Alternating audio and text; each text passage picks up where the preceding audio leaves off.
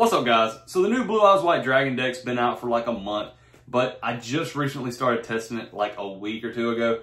Unfortunately, I've been out of the game for a few months. That's why I haven't made a video, if you're wondering. If you want to skip to the deck profile, go ahead. I'm just going to give y'all a little life update and tell y'all why I think this deck is crazy. Life update, I just got burnt out of Yu-Gi-Oh! A few months ago, so I've been taking like a 3 or 4 month break. I just grinded far too hard. I have to count, but I probably went over 20 events, counting like 3-4 YCSs in the last year and a half, which to some people may not be that much, but to me, with my already busy schedule, it's a lot. So I was burnt out just overall, took this little break. I feel good again. Blue Eyes is literally a competent deck now. Are you kidding me? This is like the dream come true for a Yu-Gi boomer like myself. All the guys and gals who grew up on Kaiba, Yugi, Joey, Blue Eyes, Dark Magician, Red Eyes Black Dragon. This is our time. This is our time to shine. Blue Eyes White Dragon is probably one of the most iconic anime figures in all of cartoondom, whatever you want to call it. It's right up there with Charizard. Charizard, Blue Eyes White Dragon. I mean, it's just Greymon if you're a Digimon person. Like, it's up there. It's up there. So, Blue Eyes, the reason I think it's great is you can play a ton of non-engine. The build that I'm playing is not Promite, so it's not expensive. If you want to put Promite in it, that's fine. All it's going to do is make it a little better, a little more consistent. But with my build, I'm able to play tons of hand traps. I'm able to play as much engine as I think is needed. I mean, I got enough starters in the deck. And I'm not having I'm not having consistency issues really. And if I do, just say I don't draw a starter, what am I going to draw? I'm going to draw like 4 or 5 hand traps. So I'm at least going to buy myself some time and be able to completely shut down my opponent.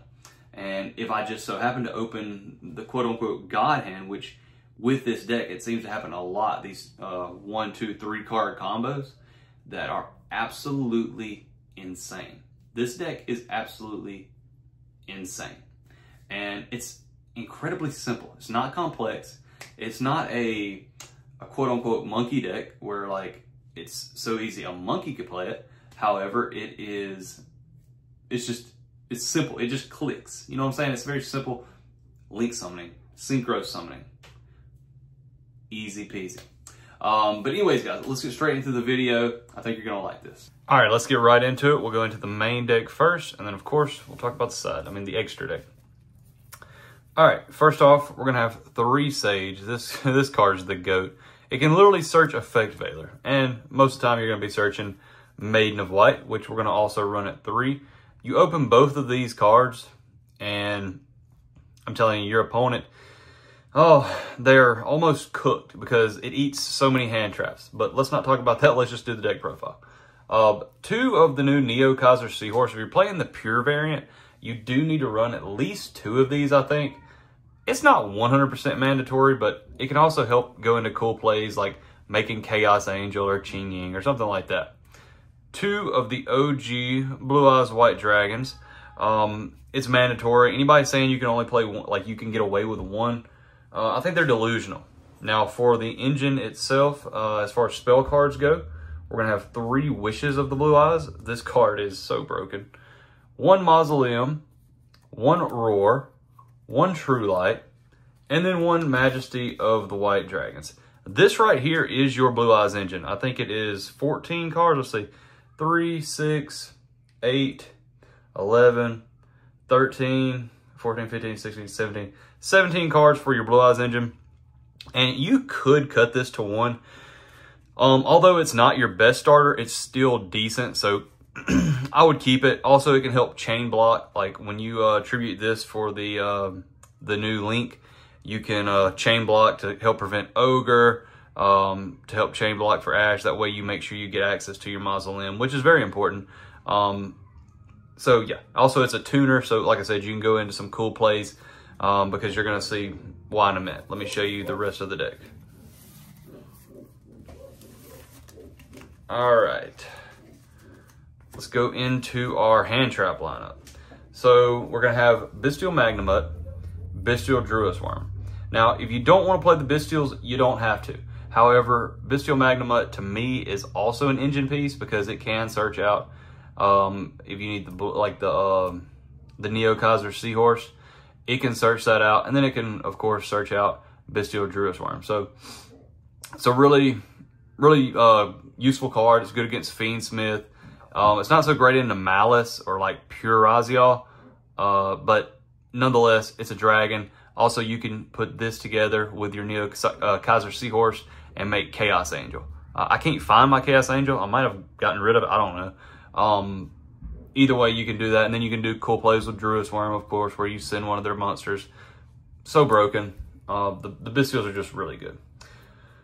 3 Ash. I think you need this in this deck because you don't want to get Peruliad or Fualos, because they're going to get some draws off of you. 3 Valor mandatory in this deck, if you ask me. Some people are playing 1, which if you prioritize like Ogre or something like that over this, I can understand it, and maybe post side. Like if you're going first, you're almost guaranteed access to this, depending on your hand, unless your hand is like really bad. So I could see it then, but either way, 3 is really good. 3 Droll and Lockbird. I think this card is so underrated right now, and I know I'm not the only one that thinks that, but it's just like people sleep on Droll, what it can do. It really limits the boards when it comes to rogue decks. It almost kills this deck in some certain hands. Like you're going to be just like passing on almost nothing. So I would play it. It's really good against Raziel now, like pure Raziel. Like if they start off with Tachyon or Bonfire, they're pretty much cooked. 3 Imperm. I don't know why this is right here, but 3 Imperm, of course. 2 Primal Beings. Nibiru, why am I saying Primal Being? And then 1 Ghost Ogre and Snow Rabbit. Now, I couldn't find my other Ghost Ogre. I don't know where it's at. Can't find it anywhere. I know I got probably 100 of them laying around. Either way, I would play 2 and then cut, spoiler, 1 of the talents. Just so I could play 2 of these and make sure I always have a cross out target. Spoiler alert, we're playing cross out. Let me show you the rest of the cards. But yeah, I would probably play 2 Ogre over 2 talents. Because Ogre's really good right now. And if you could find a way to bump it up to 3, you could also do that. But I can't really find anything that I want to cut. Maybe cut down cross out, but cross out's so broken in this deck specifically because you're already eating through so many interactions. If you open Sage, start with Sage, like it gains you so much advantage. They have to deal with pretty much every card. 3 cross out, 1 called by. Called by is literally a god card. Like it is so good. It's probably won more games than, I don't know, it's probably won more games than Ash Blossom. I mean, and that's saying a lot. This card's broken. There's a reason it's at 1. Why not play it?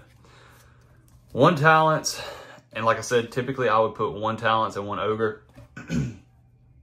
But for the sake of this video, we're gonna play 2 talents. Nothing wrong with playing 2 talents if you're a big fan of it, which I am a big fan of it. However, you have to play a lot of hand traps these days to even have a chance. Now, if you wanted to, let's see, kind of get a little saucy with it, you could play Blue Eyes Jet Dragon over 1 of these. However, this card's kind of a brick sometimes, but it's beneficial. It's not a bad card at all. Its ability to bounce, or what is it? Is it bounce when you battle with it? Hold on, I can't even remember. At start damage step, yeah, you can return it to hand. So it's a really powerful card if you ever get it on the field, but it's a little bit of a brick. So I would say this, or Prosperity. Plus, it's a good cross out target. I would at least play 1 because talents can really, you know, mess this deck up. Let's go into the extra deck.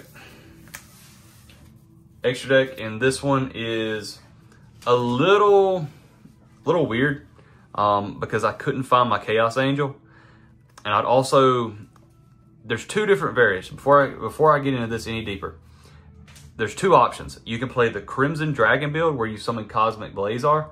The issue with that is you take up 2 slots in your extra deck where other things could be, and it does come up where you can do that play, but it doesn't come up all the time. but it's a good thing to have. And Cosmic Blazar is super broken. And you can also use the new Crystal Clearwing Omni Negate. You can also use it too, but I would recommend using the Cosmic Blazar. So first off, we're gonna have one of the new Blue Eyes Ultimate Spirit Dragons.